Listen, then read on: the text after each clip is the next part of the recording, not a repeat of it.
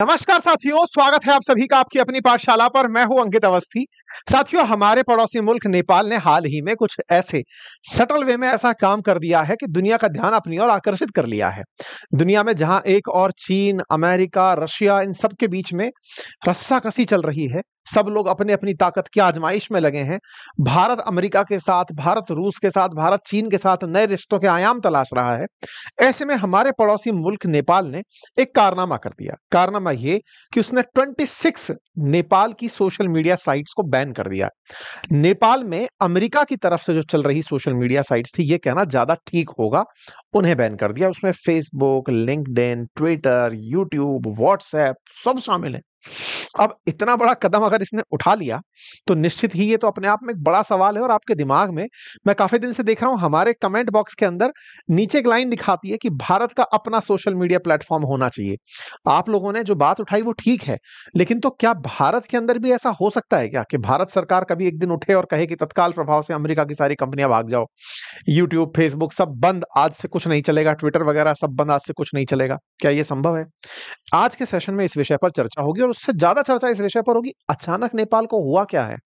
इतना गुस्सा किस बात का है कि उसने सोशल मीडिया ही पूरी तरह से बैन कर दिया? मतलब ये तो एक तरह से वो खबर हुई जिसकी वजह से लगता है कि हमें पता ही नहीं था और इतना नाराज था नेपाल। हेडलाइन बनकर आती है, नेपाल ने बैन कर दिया फेसबुक, ट्विटर, व्हाट्सएप, इंस्टा सबको। और 23 मतलब 26 से अधिक ऐसे ऐप थे जो इन्होंने उठाकर बंद कर दिए। हालांकि बंद करने के बाद आम जनता सड़कों पर है कि भाई साहब, ये बंद करके कहीं आप हमारी अभिव्यक्ति की आजादी को तो नहीं रोकना चाहते? आज आपको सही मायने में कारण बताएंगे कि असल मायने में नेपाल की सरकार चाह क्या रही है। ट्रंप क्या इस तरह से हो रहे नेपाल में विरोध को एड्रेस करेंगे? क्या वो इस बात को कंसीडर भी करेंगे कि कहीं इत्तू से देश के अंदर कुछ हमारे खिलाफ हुआ है, या फिर चलने देंगे? इंपॉर्टेंट है आज के सेशन में। साथ में यह बात भी जरूरी है कि कहीं नेपाल ने चीन के प्रभाव में आकर तो अमेरिका के साथ खेला नहीं कर दिया। और तो और, क्या भारत कभी ऐसा कर सकता है? सारे विषय आज के सेशन में डिस्कस होंगे। आप सभी को एक जरूरी जानकारी पहले से ही बता दूं, और वो ये है कि जो टीचर्स डे पर आया हुआ ऑफर अपनी पाठशाला एप्लीकेशन पर था, वो कल मध्य रात्रि तक उपलब्ध है। आप उसे एक्सेस कर सकते हैं, जिसमें अपनी पाठशाला पर मेरे कोर्सेज और उनके साथ मेरे हैंड रिटन किताबें आपको कॉम्प्लीमेंट्री दी जा रही हैं। आप उसे एक्सेस कर सकते हैं। साथ ही साथ बातें बाजार की एप्लीकेशन पर भी हमारे कोर्सेज में अराउंड 30% ऑफ दिया जा रहा है। आप उन्हें एक्सेस कर सकते हैं। मेरे प्यारे साथियों, नेपाल सरकार ने सोशल मीडिया प्लेटफॉर्म्स पर बैन लगाया। बैन लगाते ही नेपाल सरकार के द्वारा इन एप्लीकेशंस को नेपाल में डीएक्टिवेट करने का संदेश जारी कर दिया गया।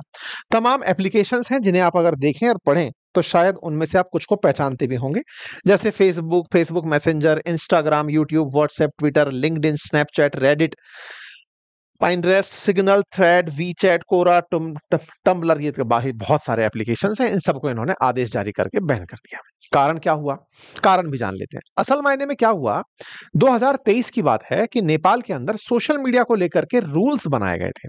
किस कारण से? ताकि सोशल मीडिया को रेगुलेट किया जा सके। कैसे रेगुलेट किया जा सके? भारत में भी कुछ दिनों पहले आपने देखा होगा ना, भारत सरकार इंटरमीडियरीज के लिए कुछ कानून लेकर आई थी कि भाई इन प्लेटफॉर्म्स पर अगर कुछ डलता है तो कम से कम कंसर्न व्यक्ति तो बताओ कि किस व्यक्ति को पकड़ें। अच्छा, ये बात वास्तविकता भी है कि सोशल मीडिया पर कोई भी व्यक्ति किसी को कुछ भी कहे जा रहा है, ट्विटर है, फेसबुक है, इंस्टा है, यूट्यूब है, तो उनको रेगुलेट करने के लिए कोई तो व्यक्ति हो जो उस देश में बैठे या फिर उन क्षेत्रों में हो। ये बात नेपाल के अंदर उठने लगी। ये भारत में भी उठी थी और नेपाल में भी उठी थी। नेपाल सरकार ने भी यही सेम बात मानी कि यार हाँ, ये तो होता है कि हमारे सोशल मीडिया प्लेटफॉर्म्स पर कई बार सरकार विरोधी चीजें चलने लग जाती हैं, या फिर कल्चर के विरोध में चल जाती हैं। किसी व्यक्ति विशेष, महिलाएं, पुरुष, बच्चे, इन सबके खिलाफ कुछ ना कुछ चल जाता है। ऐसे में इसे रोकने के लिए क्या किया जाए? तो ऑब्वियस सी बात है, जैसे भारत के अंदर प्रावधान किया गया था कि आप एक लाइजन ऑफिसर बैठाइए ताकि वो रीच में रहे। हमने आईटी एक्ट्स बनाए थे। नेपाल ने भी वैसे ही किया। नेपाल ने अपनी तरफ से डायरेक्टिव्स निकाले ताकि operations on social networking sites 2023 के नाम से इन्होंने निकाले, और कहा कि it is mandatory for social media sites such as Facebook and all, जिसमें टिकटॉक और यूट्यूब को भी शामिल किया गया, कि वो अपना एक लाइजन ऑफिस नेपाल में खोलें। अर्थात उनका ऑफिस खुला हुआ हो, अगर कोई भी दिक्कत हो तो हम उस ऑफिस को आदेशित कर सकें कि भाई ये चीज डाल दो और ये चीज हटा दो। गवर्नमेंट ने इस बात को लेकर तब कहा था कि हम लोग हाल ही में जो लोगों की बहुत ज्यादा कंप्लेंट्स आ रही हैं कि ये कंपनीज अपना रिप्रेजेंटेटिव तो यहां बिठाती नहीं है और इनके प्लेटफॉर्म्स पर कुछ भी अनशंट डल रहा होता है, सरकार इस स्थिति में खुद को हेल्पलेस पाती है। ऐसे में नेपाल सरकार ने कहते हुए टिकटॉक को बैन कर दिया था। अब आप पूछेंगे टिकटॉक तो चाइनीज एप्लीकेशन है। जी हाँ, तो इनको एक कौवा मार के टांकना था। इन्होंने टिकटॉक को बैन कर दिया 2023 में, ये कहते हुए कि अपना लाइसेंस ऑफिस लेकर के आओ, तब जाकर के ही हम आपको यहां पर परमिशन देंगे। चाइना ने हालांकि इस बात को एग्री कर लिया और आज टिकटॉक चाइना में चल रहा है। अभी के लिए क्या हुआ कि इस साल 2023 में सभी सोशल मीडिया साइट्स को फिर से याद दिलाया गया कि देखो, आपको पहले भी कहा था 2023 में, आप अपना लाइसेंस ऑफिस यहां लेकर आओ, यहां से सारा डेटा आप लोग विदेश ले जाते हो, कम से कम हमारे लोगों के लिए कोई आदमी तो बिठा दो कि हाँ, ये आदमी है जो हमारी सुनवाई करेगा। ऐसा कुछ भी नहीं है। कोई बात नहीं। नेपाल की सरकार सुप्रीम कोर्ट तक भी पहुंची और सुप्रीम कोर्ट ने भी इस बात के लिए आदेशित किया कि हाँ भाई, सोशल मीडिया वालों, आपको according to new digital law 2025 Nepal में रजिस्टर करने की आवश्यकता है। लेकिन इन सोशल मीडिया कंपनियों ने उनकी एक ना सुनी। सुने भी क्यों? 3 करोड़ तो कुल मिला के आबादी है। 3 करोड़ की आबादी में नेपाल के अंदर उनको एक आदमी बिठाना शायद ज्यादा महंगा पड़ रहा होगा, क्योंकि 3 करोड़ की आबादी अगर पूरी तरह से भी अगर इंटरनेट पर आ जाए तो दैट इज 30 मिलियन। 30 मिलियन अगर फेसबुक भी है, व्हाट्सएप भी है, यूजर का बेस अगर यूट्यूब पर भी है, तो इनसे जो एडसेंस जनरेट हो, भारत जैसे देश में ही कुछ बिलियन डॉलर का इनको वो मिलता है, एडसेंस मिल करके आता है पर मंथ। ऐसे में इन्होंने नेपाल को कंसीडर ही नहीं किया कि ठीक है, तुम लोग करते रहो, हम नहीं सुन रहे। ऐसे में नेपाल सरकार और खिन्न हुई। उन्होंने इसी साल के अगस्त के महीने में इनसे 7 दिन का समय दिया। तो 7 दिन के अंदर अंदर अगर तुम लोगों ने अपना लाइसेंस ऑफिस यहां नहीं खड़ा किया तो हम तुम्हें बैन कर देंगे। भाई साहब, यही हुआ। 7 दिन बीते, यहाँ के संचार और प्रौद्योगिकी मंत्रालय ने सोशल मीडिया को लेकर के कहा था कि या तो मान जाना, नहीं तो बैन कर देंगे। बैन कर दिया गया साहब, और ऐसा ही हुआ। और ऐसा करते हुए नेपाल सरकार ने आदेश कर दिया कि अब हम इनको बैन कर रहे हैं। केवल और केवल तभी ओपन हो सकते हैं जब ये अपना यहां पर ऑफिस बनाएंगे, अदरवाइज हम इनको ओपन नहीं करेंगे। तो लीजिए साहब, बैन हो गए सोशल मीडिया प्लेटफॉर्म्स। लेकिन इसके पीछे जनता का कुछ और ही कहना है। नेपाल की जनता का कहना है कि नेपाल में हाल ही के दिनों में राजशाही की मांग उठी है। मांग उठती कहां है आजकल? सोशल मीडिया पर। जनता कहां रिएक्शन देती है? ट्विटर पर, फेसबुक पर, इंस्टा पर, यूट्यूब पर, यहां पे रिएक्शन देती है। बोले सरकार असल में डर गई। उन्हें इन प्लेटफॉर्म्स के ऊपर नियंत्रण चाहिए था ताकि नेपाल की सरकार के खिलाफ कोई एजिटेशन ना हो।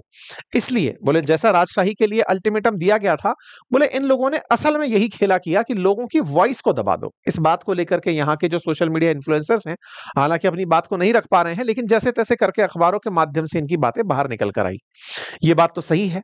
आज मैं आप लोगों के साथ में हूं। हमारे देश की बहुत सारी एडटेक कंपनियां ऐसी हैं जो यूट्यूब के माध्यम से ही काम कर रही हैं। ऐसे बहुत सारे एप्लीकेशंस हैं जो कि आज हमारे देश में चल ही यूट्यूब की वजह से रहे हैं। ऐसे में अचानक अगर भारत सरकार भी इस तरह से विचार कर ले तो सोचो कितने का नुकसान हो जाएगा।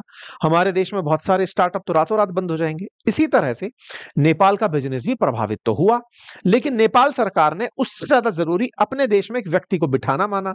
इस वजह से लोगों का एक गुस्सा फूट पड़ा। बोले साहब, ये आप फ्री स्पीच को दबाने का प्रयास कर रहे हैं। इस बात को लेकर के नेपाल के अंदर विरोध भी हो रहे हैं कि नेपाल सरकार लोगों की बातों से डर गई है। इस वजह से नेपाल में प्रोटेस्ट कॉल आउट किया गया कि 8 तारीख को अब नेपाल में प्रोटेस्ट होगा। जनता एकत्रित होगी और एकत्रित होकर सोशल मीडिया की पुनः बहाली के लिए और सरकार के विचारों को दबाने के, इन विचारों से निपटने के लिए प्रोटेस्ट करेगी। जनता का पूरी तरह से मत यह है कि आप अगर ऐसा करते हैं तो आप चाइना की तरह कम्युनिस्ट विचारधारा अपनाते हुए विचारों को दबाने का प्रयास करते हैं। ऐसे में लेकिन चाइना की तो चांदी हो गई। क्यों चांदी हो गई? क्योंकि नेपाल और चाइना के इन दिनों रिलेशंस काफी बढ़े हैं। ऐसे में चाइनीज ऐप टिकटॉक बढ़िया से नेपाल में चल भी रहा है, क्योंकि उसने तो अपना ऑफिस खोल लिया था। नेपाल के जो अभी प्रधानमंत्री हैं वो अभी शी जिनपिंग से मिलकर के एससीओ समिट में लौट कर आए हैं। ऐसे में उनकी मुलाकात होना यह दर्शाता है कि कहीं ना कहीं चाइनीज इन्फ्लुएंस तो इसके पीछे जिम्मेदार नहीं है, ताकि जिससे कि नेपाल ने अपने यहां पर इतने सारे ऐप बंद कर दिए हों। नेपाल ने टिकटॉक के ऊपर से तो बैन 2024 में हटा लिए थे, तो अब पूरी तरह से ट्रैफिक अगर चलेगा तो टिकटॉक पर चलेगा।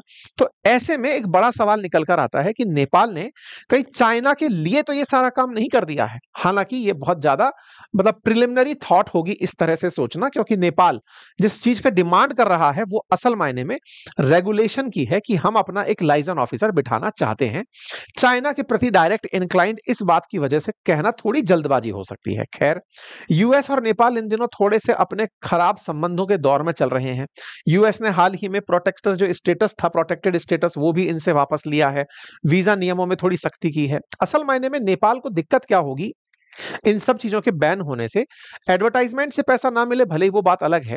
नेपाल की जो जीडीपी है ना, उसका एक बड़ा हिस्सा रेमिटेंस के रूप में आता है। नेपाल के जो बहुत सारे बच्चे हैं वो बाहर पढ़ने, रोजगार के लिए बाहर जाते हैं और वो वहां से कमा कमा के पैसा अपने देश में भेजते हैं। ऐसे में देश में भेजने के लिए जो कनेक्टिविटी है, चाहे वो फेसबुक के थ्रू, व्हाट्सएप के थ्रू, जहां से भी अपने परिवार से वो लोग कनेक्ट रहते हैं, वो कनेक्ट अचानक छूट जाएगा। इससे नेपाल को कहीं ना कहीं अपने ही लोगों से संपर्क भी करने में दिक्कत आ सकती है। फिलहाल के लिए तो नेपाल ने इस बात को जैसे तैसे उठा दिया है, लेकिन देखना होगा कि अमेरिका इस बात पर कोई इंटरफेरेंस क्रिएट करता है या नहीं करता है। यह आगे का विषय हो सकता है। लेकिन अब इससे बड़ा सवाल क्या है, हमारे देश के अंदर एक बड़ी मांग उठी कि जब अमेरिका ने भारत पर टैरिफ लगाया, तो क्या भारत भी इस तरह के जो अमेरिकी ऐप हैं, फेसबुक है, यूट्यूब है, इंस्टा है, ट्विटर है, इन पर बैन लगाने की हिम्मत कर सकता है? क्योंकि बदले की कार्रवाई तो यही होगी। ऐसा सवाल हम क्यों कह रहे हैं? क्योंकि मेटा यानी कि फेसबुक की कंपनी और यूट्यूब यानी गूगल भारत से बड़ा सारा पैसा कमाते हैं। जैसे मेटा ने भारत से $2.7 बिलियन पैसे कमाए एडवर्टाइजमेंट के माध्यम से, वहीं यूट्यूब की अगर हम बात करें तो उसने 14,300 करोड़ रुपए इंडिया से 2024 में कमाए। ऐसे में जब ये इतना पैसा हमारे यहां से कमाकर ले जाते हैं, और तो और ये तो ये कहते हैं कि हमने पिछले 3 सालों के अंदर भारत में बहुत सारा पैसा बांटा भी है इंडियन क्रिएटर्स को। ऐसे में अगर भारत सरकार इस तरह की कार्रवाई इन कंपनियों पर बदले की कार्रवाई के रूप में कर दे, तो क्या वाकई में भारत इस चीज के लिए तैयार है? तैयार होने के बारे में पता कैसे लगाओगे? पता लगाओगे कि क्या भारत के पास अपने कुछ ऐसे एप्लीकेशंस उपलब्ध हैं क्या? क्योंकि कहीं ना कहीं अमेरिका भारत के साथ जो आईटी का आउटसोर्स करता है, उस बारे में विचार कर रहा है। हमारे देश में कंपनियां अमेरिकी काम करती हैं, लेकिन अमेरिकी कंपनियों में जो लोग काम करते हैं वो भारतीय होते हैं। तो असल में एक डिपेंडेंसी है और इसके ऊपर अब फिलहाल सवाल जवाब चल रहे हैं। तो क्या भारत के पास अपने पास ऐसी कोई व्यवस्था है क्या कि कल को उनका एप्लीकेशन हम बैन कर दें तो बदले में हम अपने एप्लीकेशंस को प्रमोट कर दें? तो क्या हमारे पास एप्लीकेशंस हैं? हाँ, शेयर चैट, मौज, कू, चिंगारी, कुछ ऐसे एप्लीकेशंस हैं जो कि कोरोना काल के अंदर भारत के अंदर डेवलप हुए थे या फिर इस स्टार्टअप के युग में डेवलप हुए थे। उनका उद्देश्य था भारत का स्वदेशी सोशल मीडिया प्लेटफॉर्म होना। लेकिन हुआ क्या? भारत के अंदर सोशल मीडिया ऐप जैसे कि कू काफी ज्यादा अच्छे से ये उठना की शुरुआत किया था कोरोना में, 2024 में बंद हो गया। ऐसे ही चिंगारी ने पिछले सालों में अपने कम से कम 50% लोगों को बाहर निकाल दिया। यानी भारतीय सोशल मीडिया प्लेटफॉर्म्स सरवाइव ही नहीं कर पा रहे हैं। ऐसे ही शेयर चैट ने भी अपने 5% लोगों को निकाल दिया। कुल मिलाकर के भारत के अंदर जो भारतीय कंपनियां हैं वो अच्छा परफॉर्म नहीं कर पा रही हैं। और अगर कल को भारत सरकार ने नेपाल की तरह अगर सोशल मीडिया प्लेटफॉर्म्स पर बैन लगा दिया, तो यहां पर तो बहुत ज्यादा प्रदर्शन हो जाएंगे, क्योंकि इन दिनों सरकारें हमारे यहां सोशल मीडिया के थ्रू चल रही हैं। देखना होगा कि भारत सरकार क्या वाकई में डिजिटल सॉवरेनिटी के लिए कुछ कर पाती है? क्या भारत के लिए खुद का अपना कोई प्लेटफॉर्म बना पाती है?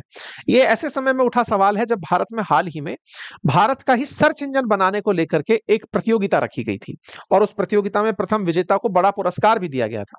लेकिन बाद में पता चला कि जिसको पुरस्कार दिया गया वो फर्जी निकला। मतलब कि उसने जो प्लेटफॉर्म था वो कहीं और का कॉपी पेस्ट करके बैक कोड से लिख करके इनको दे दिया था। खैर, भारत सरकार विचार तो करती है, लेकिन एग्जीक्यूशन में इसके बहुत सी चुनौतियां हैं। आपको क्या लगता है, क्या भारत को वाकई में अमेरिकी कंपनियों से निपटते हुए भारत का एक ग्लोबल सोशल मीडिया प्लेटफॉर्म बनाना चाहिए, जैसे कि चाइना ने अपना टिकटॉक या फिर वीचैट जैसी चीजें बनाई हुई हैं? अपना विचार कमेंट बॉक्स में जरूर रखें। फिलहाल के लिए इतना ही। चैनल पर नए हैं तो सब्सक्राइब कर लें। बाकी हाँ, टीचर्स डे का जो ऑफर है वो कल तक वैलिड है, आप उसका लाभ सुनिश्चित कर सकते हैं। अपनी पाठशाला एप्लीकेशन और बातें बाजार की एप्लीकेशन पर लिंक उनका कमेंट बॉक्स में दिया गया है। धन्यवाद।